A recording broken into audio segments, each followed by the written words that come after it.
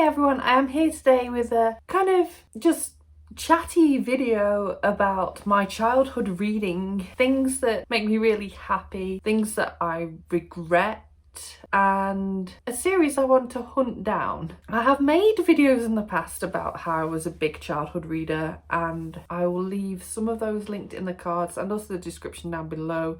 I had a series, for example, where I looked at books that shaped my life as a reader, and that did cover some of my childhood reads. But still, I wanted to make this video because I feel like I have some different things to say as well at this point. So as a kid, I absolutely devoured books, and this happened from a sort of toddler age onwards. I've not picked up any of those. Some of the earlier books that I used to read when I was younger were Enid Blyton books. I'm kind of having a really big urge to sit and read this right now.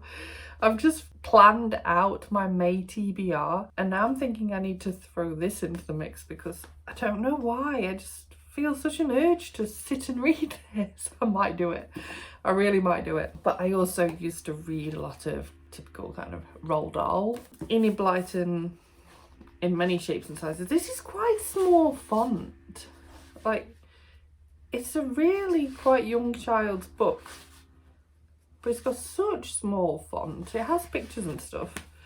Don't remember whether I ever read all of these. Towards the back doesn't feel very red, so maybe this is one I need to pick up sometime too. I also was quite a typical child of the 90s and devoured Goosebumps books. I used to buy a couple a week. I would then sit and read them that same afternoon and then have to wait an entire week to go and get some more. These were some of my absolute childhood favourites, the Babysitters books. I started off with the Little Sister ones when I was really young, and then I felt like such a grown-up when I moved on to the more adult actual Babysitter Club books. The funniness of that. I was a very lucky child. My parents bought me many books, but that wasn't the whole source of my reading. Obviously, I did a lot of reading from the school library and from school reading and what we used to bring home from school. But my parents, well, my mum specifically, also used to take me to the local library, and I used to read a lot of books from there. But this is what makes me sad, because across all of this reading, I've kept most of my childhood books, so I know what I read as a child that I owned. I don't know what I read as a child that I read either because of school or from the library. I don't know that. I don't have that information. For a long time, my mum probably did keep my old kind of school reading diaries where you had to track what you'd read at home and the teacher would sign off that you've done some reading at home. So I probably for a short time could have got some of that information back, but I have no recollection of what I read from the library as a child. And as someone who tracks their reading and has done for probably about 10 years, it really pains me that I have no idea what I read specifically as a child beyond what I own now. And that's quite a deep regret for me, I think. I would love to have an entire lifetime's worth of reading tracking to look at what I read at each age. It makes me really sad that I don't have that. I'd be really interested and also incredibly jealous to know if you do have that, or from what age did you start tracking your reading? Do you have access to this information? Perhaps your parents have kind of kept school reading diaries and you just had never thought to check them out. I'd love to know whether you have access to this information. I just think it'd be so interesting to be able to look back. And on the subject of libraries, this really brings me on to a whole other point of this video. I want you to help me find a series. So I do remember some of the books vaguely that I got from the library as a child, the public library. I don't know what sort of age I'd have been. I feel like they were probably this sort of writing, like quite big chunky writing, and books with pictures in, but I don't remember for sure. All I remember is that this book series had something to do with like brownies or girl guides. And I've done some Googling and I haven't been able to work out what this series is from that alone.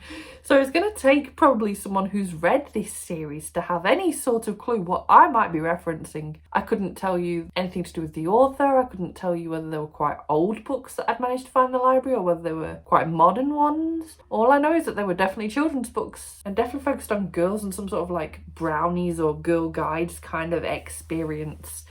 And had want to know what they were. It's really bugging me and has been for some time. And I thought, why not ask you guys? Maybe one of you, by freakish lack of description here, will know exactly what I am on about, be able to tell me what these books were, so I can help at least build up some of the picture in my head of these books that I read as a kid. I would never be able to have the full reading diary that I want to have, but I'd like to build up some sort of past tracker, all the same, of the books that I did read when I was younger. Just so sad that I didn't, and sad that my mum didn't. I'd also be really interested to know if any of you that have had children or planning to have children, are you going to track their reading in the hope that one day they will grow up to love books as much as we do, and that they'd really value having this information? Is it something that you've already been doing if you've got older children, or if you've got younger children that have just started reading? Have you already started tracking this progress? I mean, if we're to go to such a ridiculous extent, I suppose my mum would have needed to have tracked my reading from the moment she started teaching me to read.